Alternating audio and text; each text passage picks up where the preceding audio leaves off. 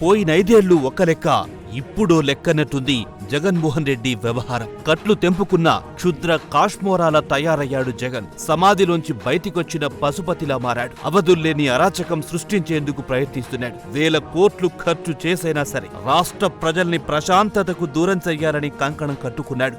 ఉన్మాదంతో రెచ్చిపోతున్నాడు. సొంత చెల్లిని, బాబాయ్ కూతుర్ని తన పేటీఎం కూలీలతో తిట్టిస్తూ సైకో ఆనందం పొందుతున్న జగన్మోహన్ రెడ్డి ఎవ్వరినీ వదిలిపెట్టడం లేదు. దళిత మహిళా హోంమంత్రి వంగలపూడి అనితను టార్గెట్ చేశాడు. తన బులుగు మీడియా, కూలీ సోషల్ మీడియాతో హోంమంత్రిపై విచ్చలవిడిగా దుష్ప్రచారం చేయిస్తున్నాడు. ఎన్ని కోట్లైనా ఇస్తానని ఆదేశాలిచ్చాడు సైకో జగన్. ఈనాళ్లు ల్యాండ్, శాండ్, మైన్ అంటూ విచ్చలవిడిగా దోచేసిన జగన్, వేల కోట్లు అక్రమంగా కూడబెట్టుకున్న జగన్ ఇప్పుడు ఆ డబ్బుని రాష్ట్రంలో అల్లలు సృష్టించేందుకు వాడుతున్నాడు. విధ్వంసం నుంచి వికాసం వైపు వెళ్తున్న ఏపీని మళ్లీ వెనక్కి నెట్టేసే ప్రయత్నం చేస్తున్నాడు సైకో. చూస్తుంటే జగన్ ఈ జన్మలో మారెట్టులేడు.